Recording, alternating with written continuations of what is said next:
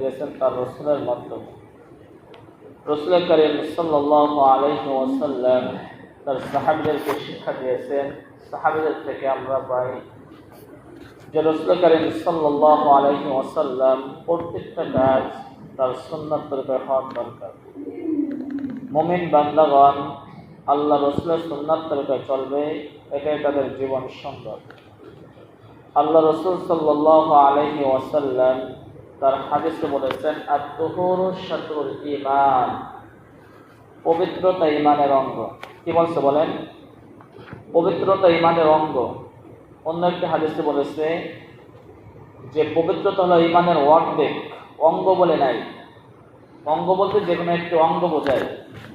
আর যখনই বলা হয় ঈমানের অর্ধেক, তাহলে আমার আপনার খুবই গুরুত্ব দেওয়ার দরকার যে পবিত্রতা কি জিনিস, পবিত্রতা কি, পবিত্রতা কিভাবে অর্জন করতে হবে, এটা আমার আপনার খুব ভালো করে চিন্তা করার দরকার। আল্লাহ রাসূল সাল্লাল্লাহু আলাইহি ওয়াসাল্লাম বলেন, লা তুকবালু সলাতি বিগাইরিত তুহুর, যে নামাজ কবুল হবে না পবিত্রতা ছাড়া। লা তুকবালু সলাত, নামাজ কবুল হবে না বিগাইরিত তুহুর, পবিত্রতা ছাড়া। আজ আমি আপনি নামাজ পড়তেছি ঠিকই, কিন্তু আমার আপনার নামাজ কবুল হইতেছে না কি জন্য? মূল জায়গায় আমি আপনি পবিত্র হইতে পারতেছি না। অন্য কি হাদিসে আছে, মিফতাহুস সালাহ, সালাতুত তুহুর, ওযুর চাবি হলো পবিত্রতা। নামাজের চাবি কি বলেন? পবিত্রতা। মিফতাহুল জান্নাতিস সালাহ, একটি হাদিসে আছে নামাজ বেহেশতের চাবি। আর অপর একটি হাদিস আছে মিফতাহুস সালাতিত তুহুর, নামাজের চাবি হলো ওযু। আপনার নামাজের চাবি যদি ঠিক না হয়, তাহলে এই নামাজ কি আপনার বেহেশতের চাবি হবে? কখনোই না। আল্লাহ রাসূল সাল্লাল্লাহু আলাইহি ওয়াসাল্লাম তো কঠোরভাবে সতর্ক করেছেন যে তোমরা নাপাকি থেকে পবিত্রতা হও, পবিত্রতা অর্জন করো। দেখেন, আজ আমি আপনি কষ্ট করে নামাজ পড়তে আসতেছি, আজ আমার আপনার নামাজ কবুল হইতেছে, এটা আমার আপনার জানার দরকার। আল্লাহ রাসূল সাল্লাল্লাহু আলাইহি ওয়াসাল্লাম যে বলেছেন, নামাজের বাহির এবং ভিতরে 13 ফরজ। ছোট বাচ্চারাও জানে নামাজের বাহির এবং ভিতরে কয় ফরজ?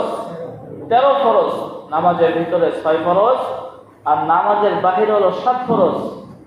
তার ভিতরে সর্বপ্রথম শরীর পাক। কি বলেন? শরীর পাক করা, শরীর পাক হওয়া। তা আজ আমার আপনাদের শরীর পাক না হয়, তাহলে আমার আপনার নামাজ হবে নাকি? এবার আসুন মূল জায়গায়, যে শরীর পাক কিভাবে করব। কিছু আছে নাফাসাতে গলিজা, আর কিছু আছে নাফাকে খলিফা।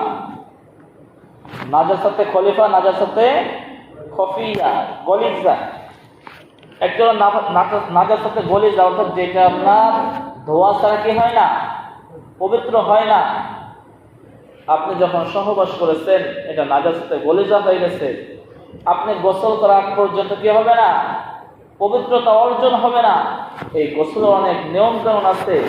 আমরা যে প্রত্যেকদিন যে গোসল করি, এটাকে বলা হয় গোসলে মুবাহ। করলেও ভালো, না করলেও কি ভালো। কিন্তু যেটা নাজাসাতে গলিজা, গোসল ফরজ হয়ে যায়, ওটা আমার আপনার গোসল করতে হবে।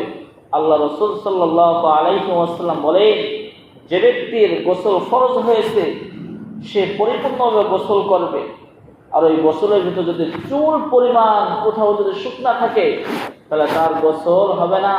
আর ওই গোসল করে যেটা আমি আপনি নামাজ যতই করি, নামাজ কি হবে না, কবুল হবে না।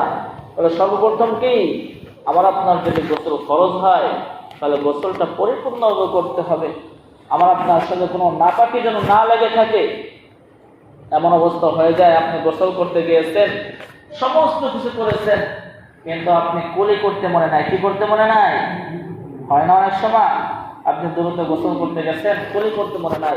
রাসূল করিম সাল্লাল্লাহু আলাইহি ওয়াসাল্লাম সুন্দর নির্দেশনা আমাদের দেখিয়েছেন, যদি কোনো ব্যক্তি ভুলে যদি কুলি করতে না মনে থাকে, তাহলে গোসল পরিপূর্ণ হয়ে গেছে, আমার মনে হচ্ছে যে আমি তো কুলি করি নাই, তাহলে ওই সময় শুধু 1 গ্লাস পানি যদি পান করে, অথবা 3 বার যদি কুলি করে, তাহলে তার গোসল কি হবে, পরিপূর্ণ হয়ে যাবে।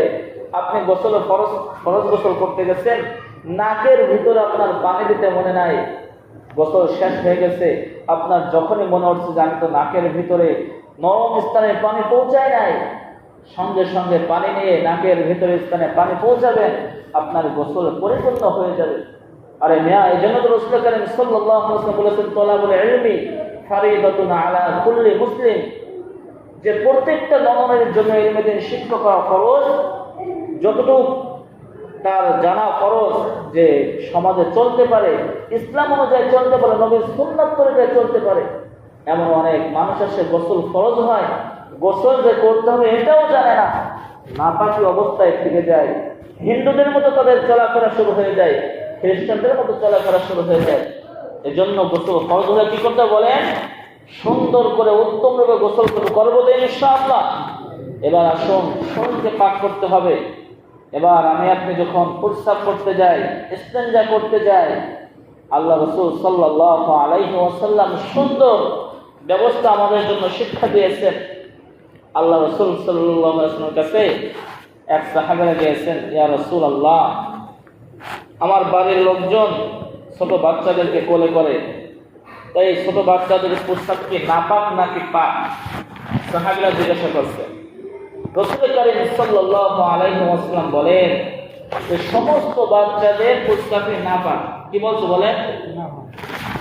মা বোনরা দেখবেন বাচ্চাদের কোলে করে, যে প্রস্রাবটা লাগছে ধুয়ে লাগে কোনো এই তুই করলে সমস্যা নাই, ওই অবস্থায় নামাজ পড়ে নাই। অনেকে আছে যে এরা তো ফেরেশতা, এদের আবার নাপাক আছে নাকি?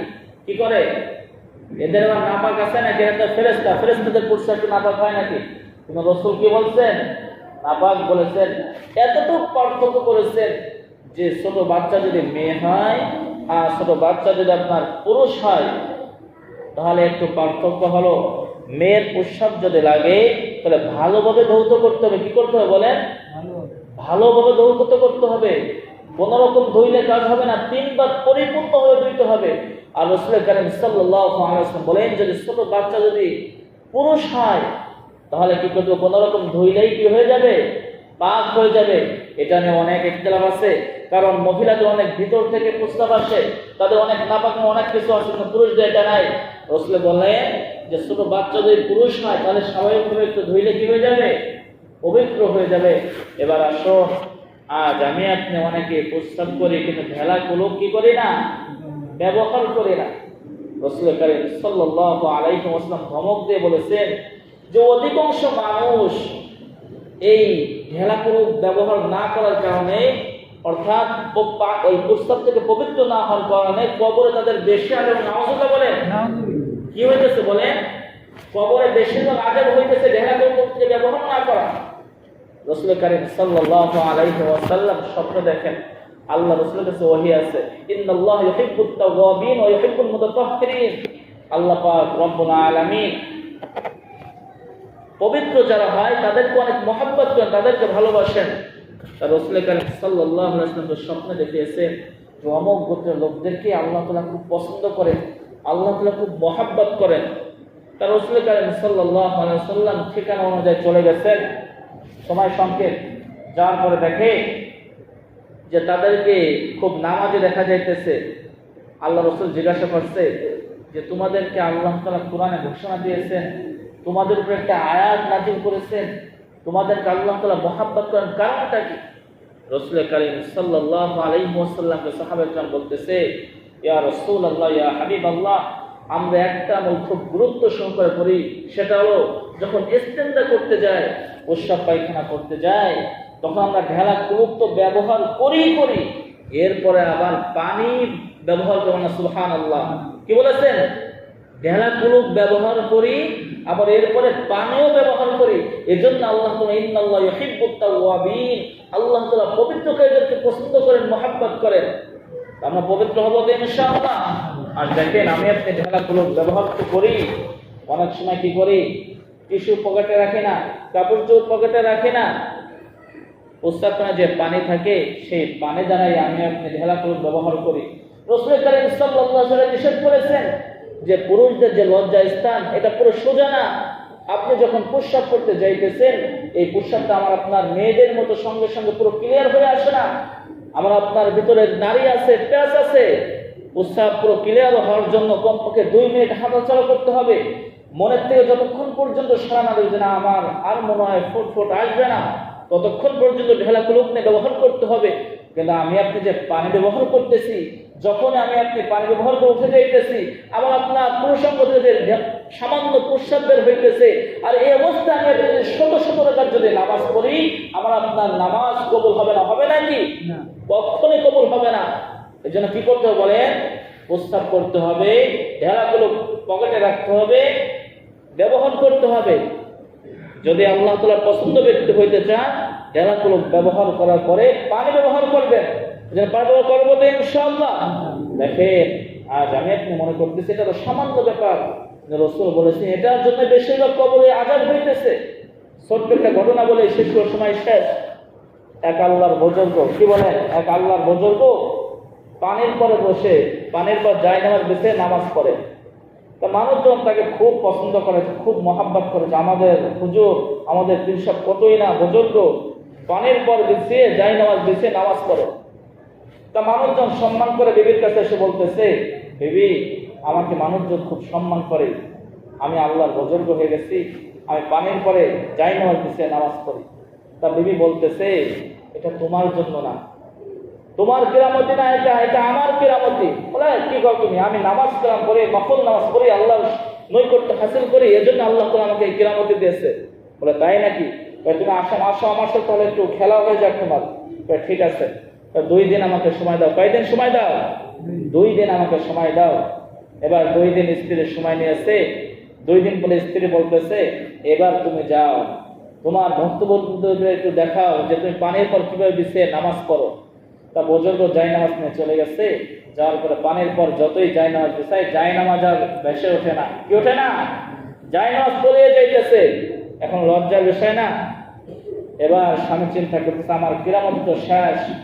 দ্রুত স্ত্রীর কাছে ফিরে এসেছে, এসে বলতেছে, ওই স্ত্রী, এটা তো আমার কিরামতে ছিল, কিন্তু আমার তো কিরামতে শেষ হয়ে গেছে। দ্রুত বলো, আমি তোমার কাছে ক্ষমা চাইতেছি, আমাকে বলো এটা কিসের জন্য হইল না? 2 দিন আগে জায়নামাজ দিছে, আমি নামাজ পড়ছি পানির পরে, আজ আমার জায়নামাজ ভাসতেছে না, জায়নামাজ তলায় যাইতেছে।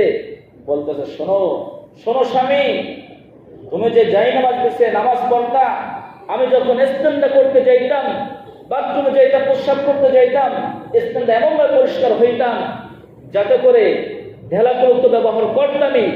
এরপরে সাবান দিয়ে হাত ধুইতাম, হাত ধুয়ে এসে আমি বিসমিল্লাহ বলে আপনার জন্য খাবার রান্না করতাম। সেই খাবার খেয়ে আপনি নামাজ পড়তেন, সেই নামাজ আল্লাহ তাআলা সঙ্গে সঙ্গে কবুল করতো। আপনি যখনই বলেছেন আমার এটা কিরামতি, আমি তখন থেকে এই 2 দিন যাবত আমি ইস্তেঞ্জা করে ঢেলাগুলো ব্যবহার করতেছি না, ওই নাপাকি অবস্থায় আপনাকে রান্না করে খাওয়াইতেছি। এই জন্য আপনার নাপাক শরীরে ঢুকেছে। আপনি যতই পানির পরে জায়নামাজ বিছান না করে, জায়নামাজ আর ভাসবে না। এ মুসলমান, আজ দেখেন ঢেলাগুলো ব্যবহার না করার জন্য বুজুর্গের, পীর সাহেবের বুজুর্গের কিরামতি কি হয়ে গেছে? শেষ হয়ে গেছে। আজ দেখেন, আজ আমার আপনার ঘরের মানুষ কিভাবে নামাজ পড়তেছে। নামাজ নাই, কালাম নাই, ওযু নাই, ইস্তেঞ্জা ঢেলাগুলো ব্যবহার নাই। সে অবস্থা আমি আপনি খানা খাইতেছি, আমার আপনার নামাজ কি কবুল হইবে? আমার আপনার কেন দোয়া কবুল হইবে? এই জন্য ঢেলাগুলো ব্যবহার করবো তো ইনশাআল্লাহ, পরিবারের সকলের শিখাবো তো ইনশাআল্লাহ। আল্লাহ আমাদের সকলকে নবীর সুন্নাত তরিকায় জীবন গড়ার তৌফিক দান করুক। যা সুন্নাত ইনশাআল্লাহ কবুল জন্য সুন্নাত করেন।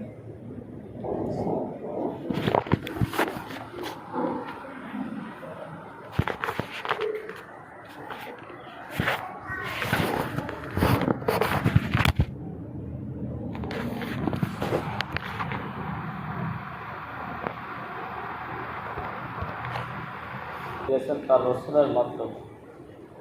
রাসূল কারীম সাল্লাল্লাহু আলাইহি ওয়াসাল্লাম তার সাহাবীদেরকে শিক্ষা দিয়েছেন।